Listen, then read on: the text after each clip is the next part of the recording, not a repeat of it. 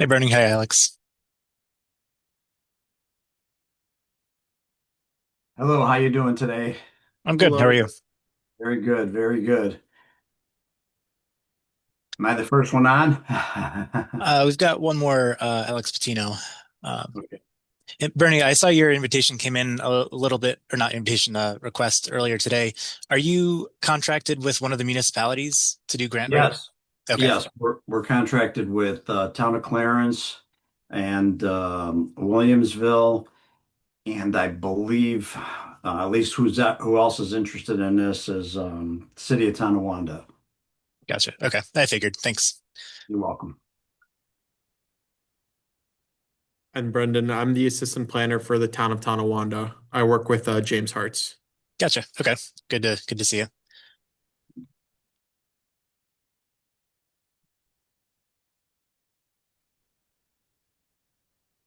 Hello, Hi, jo Brendan. Hi, Jonathan. How's it going? Good, thank you. How are you? I'm great. Thanks for having us today. Yeah, absolutely. We're gonna give people a few minutes to filter in. I had about, I think, 10 or 11 RSVP yeses, so I'll give folks a minute to get here. Great.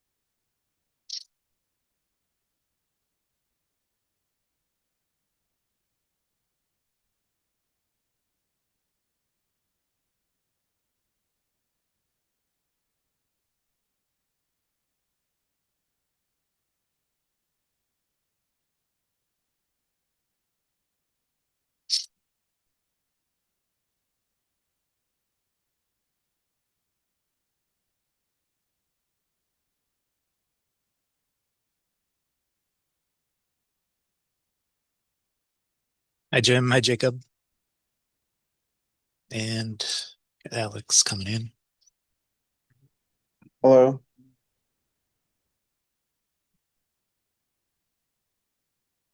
We're just going to give folks one or two more minutes to trickle in, and then I think we'll get started.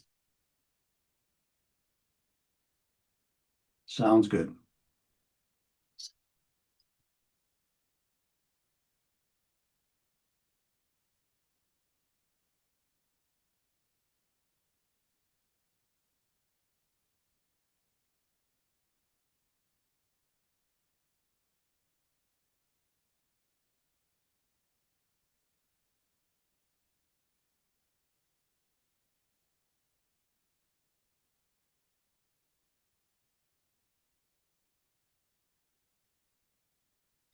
All right. I'm going to get started, and I'll just keep an eye on the participants board to bring people in as they come in if we have any latecomers. And just to give everyone a heads up, I am going to record this just so folks who aren't able to make it are able to view it at a later date.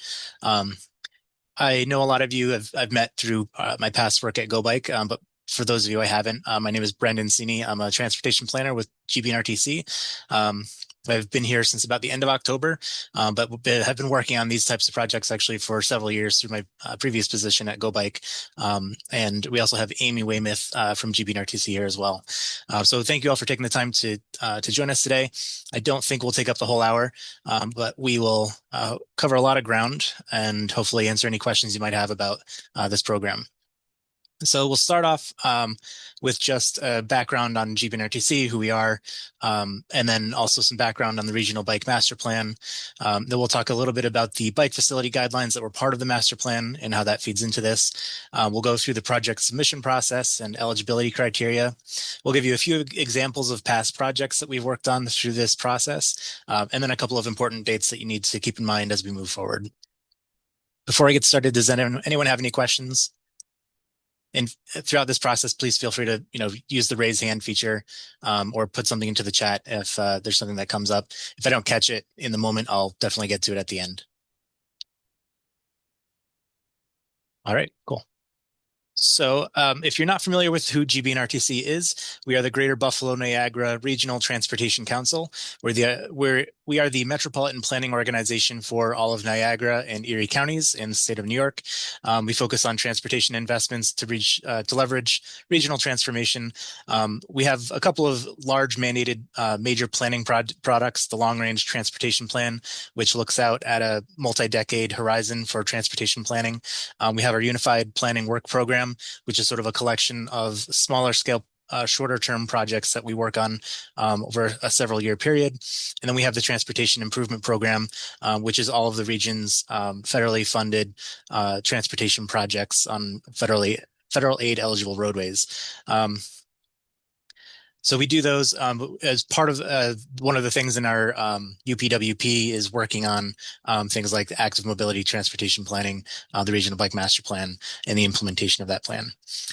So MPOs like GBNRTC were mandated by federal law in the 1960s for urbanized areas of 50,000 people or more. Their goal is to bring local governments to the table with transportation decision making, make sure we're not making transportation decisions that impact the whole region in silos, and that it's a collaborative effort. And because of that, we are a member-based organization.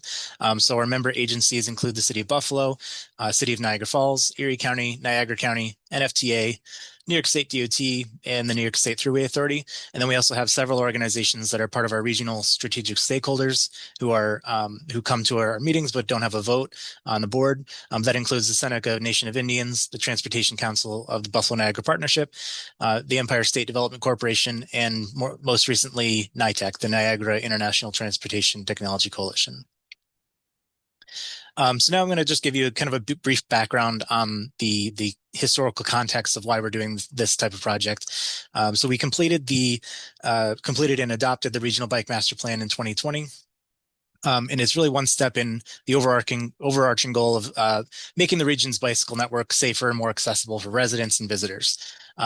It was developed in consultation with local, county, state representatives, public organizations and institutions, advocacy groups, and private citizens. And it really builds off of the past efforts that have been done in the region, and identifies deficiencies and opportunities for moving regional bike infrastructure forward. Just kind of give you a big picture context of what that entire plan looks like. We first looked at previous regional and local planning, and then identified key destinations around the region where people are most likely to bike to or want to bike to. Then we identified the demand and gaps and equity considerations across the region. So looking at things like employment density, residential density, proximity and density of other features, amenities, or equity related issues, to make sure that whatever we're recommending is really aiming to address both demand and the need. And then also throughout the entire process, there was public engagement to kind of inform and provide additional context to those sort of quantitative approaches to determining where it makes most sense to build our bike infrastructure in the region. So the end result of that is what we consider a modern, well-supported, all-season greenway and on-street bike network that provides residents and visitors of all ages and abilities with direct, safe, and intuitive connections to the places they want to go and places they need to access. So that looks at infrastructure, connections, how we can be more innovative in how we build bike infrastructure and how we're connecting to culture and incorporating that into our bike network. So when we developed the projects that we recommended in that regional bike master plan, we sort of looked at these 6 big criteria and determined what we were going to recommend based on these. So does it make the network, does a proposed project make the network more safe for bicyclists? Does it improve our regional connectivity to the places that bicyclists want to or need to get to? Does it improve the quality of life through health, environment, or equity for the people who live here, especially in places that are historically disadvantaged and disinvested? Does the project improve the economy near that corridor or in the communities around it? Does the design offer new opportunities for people of all ages and abilities to use the bike network? looking at the different design types that we can implement and making sure that we're able to build the ones that are the best option for the most people. And then finally, are we closing gaps in our network? So there's a lot of kind of fragmented pieces in our bike network around the region, and are these projects closing in the spaces in between those existing pieces? So next we'll kind of go through some of the design guidelines that were put forth as part of the Regional Bike Master Plan. So we kind of have three different tiers or buckets of bike facility treatments that we look at. And the reason we have these design guidelines is to make sure that we're promoting consistent design treatments for on and off-road corridors in different kind of archetypes of environments around the region. So that whether that's urban, suburban, or rural areas, we want the experience for people who are using the bike network to be predictable, consistent, reliable, especially as you're transitioning across different, municipal lines or going from an urban area to a rural area. So these design treatments should be considered for corridors that comprise the regional bike network and other roadways to make sure that everything is consistent. Tier 1 and Tier 2 recommendations in some cases can be thought of as longer term or aspirational because they are sort of the facilities that provide the best experience for the most amount of people. But there are some cases certainly where Tier 3 is appropriate option in the short term because Tier 1 and Tier 2 facilities may be more difficult to build because of, say, things like space constraints, political capital, or even financing. And so there are some cases that even in projects that have been built in the last few years where maybe the recommendation was a Tier 2 facility, it ended up being a Tier 3 facility in order to help bridge a gap in a network with the idea that in the future, maybe that would become a Tier 1 or Tier 2 facility in the future. So an example of a Tier 1 treatment is an off-road bicycle or pedestrian facility with physical separation from traffic. So these are your trails and greenways. They're completely isolated away from vehicle traffic. Often they're shared use facilities, so you have both bike and pedestrian traffic sharing the same facility. A Tier 2 treatment in the urban area is a facility that's an on-road bikeway with generous visual separation from traffic. So an example of this is the Niagara Street cycle track, where you have that concrete median that's also sometimes landscaped between vehicle traffic and the bike traffic. And this facility is not a shared use facility. You have a sidewalk that's then separated from the bikeway, which is then separated from vehicle traffic. In a rural area, a Tier 2 treatment might look more like something like this, which is an on-road bikeway with generous visual separation from traffic that can enhance bike access and comfort by including the strike buffer. In this case, there's rumble strips there. So you have some visual separation, but it's not a physical separation like you would have with bollards or curbing or concrete. But it still gives bicyclists a little bit of a buffer to feel a little bit more safe from the adjacent vehicle traffic. And then lastly, we have Tier 3 treatments. This is an example of an urban Tier 3 treatment. It's an on-road bikeway with minimal visual separation from traffic. So this is sort of your traditional bike lane in the city where there isn't a buffer, but it is at least a designated space on the roadway that's separate from vehicles. But there's not really any kind of protection from adjacent vehicles. Excuse me. And then lastly, Tier 3 treatments in a rural area are those that are on-road bikeways with minimal visual separation from traffic. These are generally widened shoulders, but they're not typically designated as bike lanes. But in a rural area where there's adequate right-of-way space, this might make sense for providing a space if it's a wide enough area for bicyclists to ride.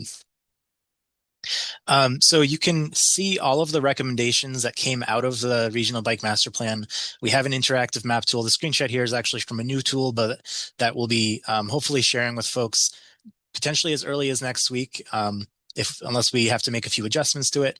We do have an existing tool that you can view now, and I'll link to that in a moment to make sure you have access to that. And here you can see all of the existing facilities and the proposed facilities by tier that are in the Regional Bike Master Plan. So you can also see other things like some minimal demographic data, as well as some bike amenities or destinations. So I think this is an important tool if you are considering applying for a project to take a look at this. It makes it a little bit easier to kind of visualize a project within the scope of the entire bike network. All right, so next we're going to talk about the project submission process and eligibility criteria. So like I said, the network that we're looking at is 100, there are 182 recommendations in the Regional Bike Master Plan. That's a collection of both on-road and off-road facilities. There are specific projects in that plan that have been identified as priority projects to fill in the gaps in the existing Greenway Trail network or on-road network. But all of the projects that are listed in that plan, all 182, are eligible for this technical assistance. Although the priority projects will score slightly higher because of the fact that they're a priority project in the plan. It is important to note that many of these projects cross jurisdictional boundaries, whether that's an actual boundary between municipalities or the jurisdiction of, say, like a roadway may change from one municipality to the next. So keep that in mind as you're submitting. If you're submitting for a project that is in multiple municipalities, I think it's probably a good idea to reach out to the other municipality that has a part of that project within their boundaries. We've had in the past multiple municipalities kind of grouping up together to submit for projects that were sort of larger scale that covered, 3 or 4 or 5 different municipalities. And I know there were a couple of folks who just dropped in here. If you missed the beginning of this, I am recording it, so I can share a link with you at the end, or later today after this is over. So just wanted to give you a heads up just in case you're worried about that. So these are just an example of what you can see in the Regional Bike Master Plan. These are the top 15 Greenway trail corridors. A lot of these actually we've been able to do feasibility studies on, or they have funding, or they're in the process of being engineered and constructed, but there's still I think a few pieces like number 40 here, number 62 that are not done yet. So there's still some opportunities here. Again, these are just the priority corridors because they're the top 15. These are the top 10 priority corridors in Metro Buffalo. Again, these are kind of low resolution, but I will drop a link into the chat so that you're able to go and take a look at these if you haven't already on the GBNRTC website. And then these are the top 10 on-road corridors outside of the metro area. Outside of the city of Buffalo, essentially. All right. So the goal for our call for projects is to fund needed planning efforts for the trail and bikeway projects that improve biking accessibility and safety in the Buffalo Niagara region.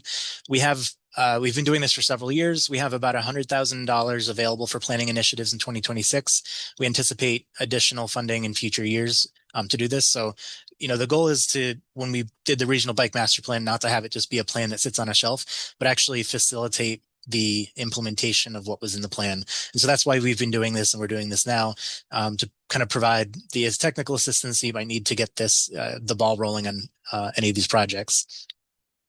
Please note that this is not a financial award. So GBNRTC will be providing the technical assistance with a consulting firm, which is yet to be selected. Once we identify the projects for this year, we'll put out an RFP to secure a consulting firm to help provide the technical assistance on the projects that we select. So the types of projects that you can submit for include technical assistance. So this might be preparation of preliminary concept plans, things like renderings, cross-sectional drawings, cost estimates, phasing for recommended alternatives. This can be for trails. In the past, we've mostly just done feasibility studies for trail projects, but we can also look at on-road bike facility treatment recommendations, intersection improvement recommendations. So it doesn't necessarily have to be, a big trail project. It could be a corridor on a roadway, or even down to the intersection level, as long as that intersection is within the scope of one of the projects in the Regional Bike Master Plan. Another thing that can be included in the technical assistance is public outreach and stakeholder coordination. So doing things like surveying, holding public meetings, developing stakeholder groups for input on projects to help make sure that whatever project's being developed is reflecting what the community wants now, recognizing that the Regional Bike Master Plan was already almost 6 years ago now. So making sure that we're talking to residents now, but what they still want to see, making sure that it's reflective of their needs and wants. and also kind of just building consensus. Maybe, even if it's evident that people want a particular project, getting input on specific treatments along that. For example, with a trail study, maybe considering where trailheads might make sense, or the type of surface treatment that people want to see, or privacy concerns they have. So it's important for this component to inform the project and make sure the project is addressing any concerns residents might have, so that it's actually has the support to get built in the future. We can also provide funding package development. So identifying all of the costs associated with the project, identifying different funding sources that could be used to implement the project. I think the way some municipalities have used this assistance in the past through the feasibility studies is it gives you a really good starting off point for applying for grants like the TAP CMAQ grant, or other funding that's available for trail and bike facility development. So these are the next couple of slides are what we'll be looking at when you submit a project to us, and how we're going to score them. So we have criteria that we're going to be looking at in scoring projects. The first is consistency with the regional bike master plan. One, is it on the plan, and is it a priority project on the plan? Connectivity and accessibility. How does the proposed project fill a gap in the existing network? Does the proposed project improve access to meaningful destinations? So is it going to help people get to those places that were identified in the regional bike master plan that are common biking destinations like schools, parks, central business districts, or employment centers? Is the proposed project a tier 1 or tier 2 facility that's better suited to the interested but concerned user group? So that terminology there, you'll see it in the regional bike master plan. Is it appealing to the folks who maybe aren't as comfortable riding on a regular bike lane on a city street? Like people like kids.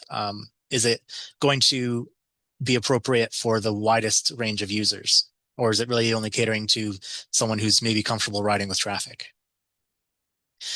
Geographic equity. So is the proposed project investing in disadvantaged communities or improving accessibility within these communities?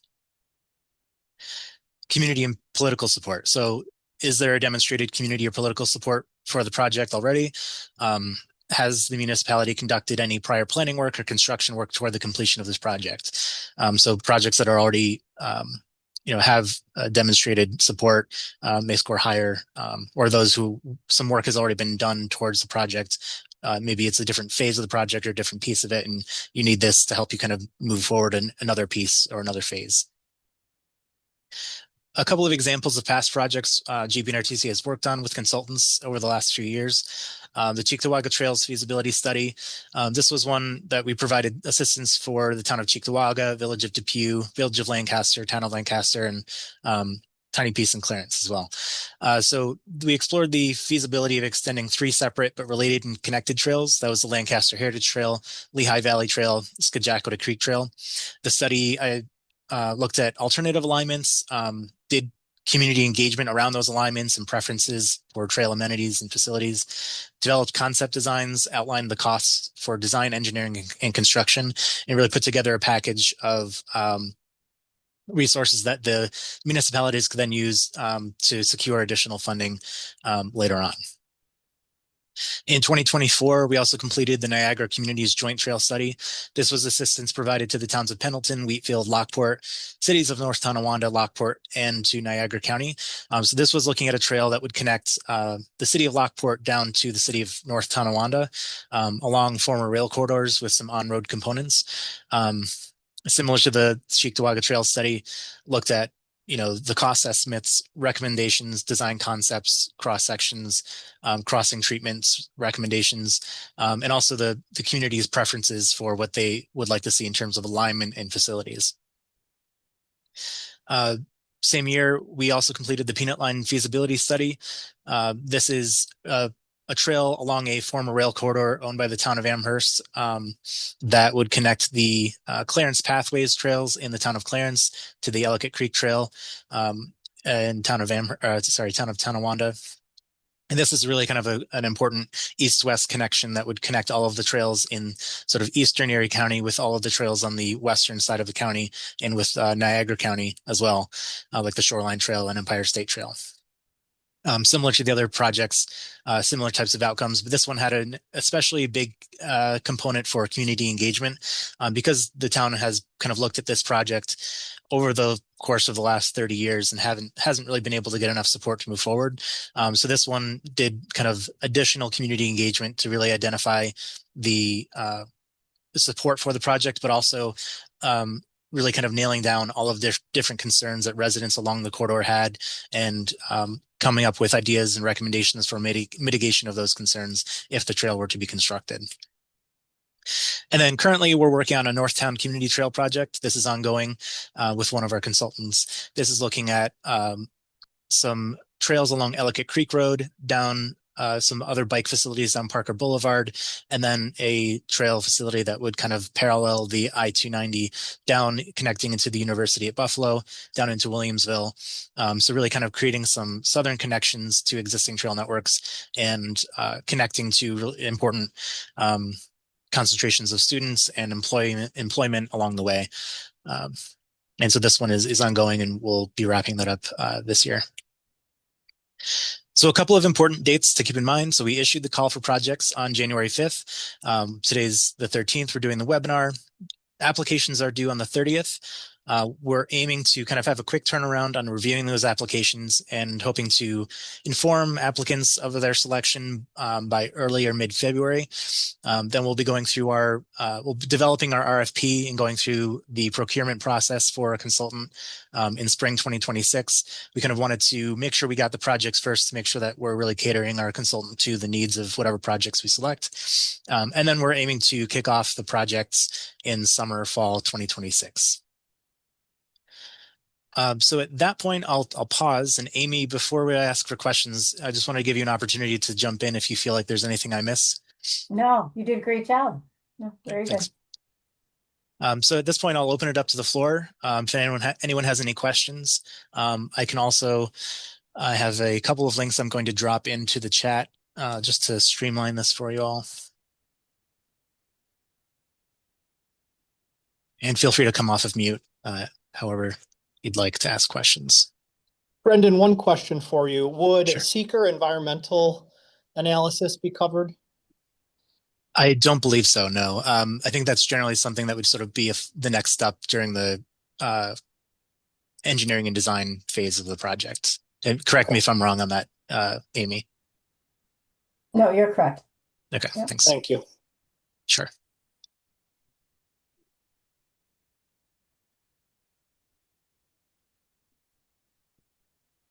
So the three links that I just dropped into the chat here, the first one goes to the project submission website, which you should already have a link to, but just in case you don't. The next one is the regional bike master plan that's broken up by different chapters into PDFs, so they're a little bit more manageable size. I recommend you take a look at those as you're selecting projects. And then the regional bike map, which I said we'll be updating hopefully as early as next week. So when I have that update, I'll send it out to you. Just note that the map that I've linked here, some of the facilities are, like for example, the proposed facilities may include facilities that have actually been constructed. So those updates will be reflected in the new map that I send out in the next week or so. So just keep that in mind. Brendan, just a real quick overview or a recap. So the projects have to be on the Go Bike Master Plan, correct? Oh, on the GBNRTC Regional Bike Master Plan, correct. Okay, so they must be on there. If they're not, then they're not eligible, correct? Correct. Okay. And so the full list is in, I think, one of the appendices of that report. It's 182 projects. So take a look at both the map and the report just to see if it's in there. Because I know I sent out a couple of like one-on-one emails about the priority project. So to clarify, it doesn't need to be a priority project. It just has to be one of the projects on the plan. Okay, sounds good. Sounds good. And last question, that you're going to send us a link for that bike path network. Yep. So in the chat here, I've dropped a couple of links. The third link there is the existing regional bike map. And like I said, I'll send you, once I'm able to share the update to that, I'll share that as well. Sounds great. Thank you. Absolutely. I'd like to just offer if anyone has, a project in mind, and we're open to setting up a meeting and talking about if we could help in any way develop the project or help to submit, just reach out or just to talk about a individual project that you have in mind. Okay.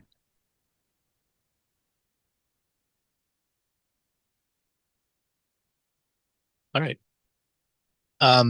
If there's no other questions, please feel free to reach out to me directly. Like Amy said, we're happy to talk through anything. If you want to get clarification or you want to talk through a potential project you have, please let us know, and we can, we want to get things built, and so we're here to provide any assistance we can. That sounds good. If I can just go back just for one more Yeah, minute. sure. The peanut line, that has not been, there's been no movement at all with Town of Clarence or Town of Tonawanda with this project at all that you're aware of? So the peanut line project that we worked on was entirely within the town of Amherst boundaries. Okay. Okay, and then the North Town project is ongoing, and when did you say that was going to be completed? You think? Amy, do you have a good estimate on that? I would say we're usually a progress meeting, I think tomorrow. So I would say within the next few months, by spring, I would say we'd want to wrap it up by the end of March. Fantastic. Okay, thank you. Appreciate it. Mhm. All right. Thank you both. Yep. Thank you. Ian, I see that you just jumped in. We're actually just about to wrap up, but I did record the meeting so I can share this with you.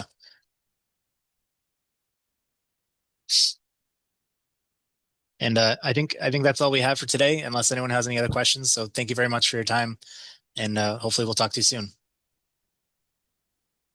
Thank you. Thank you. Thank you so much.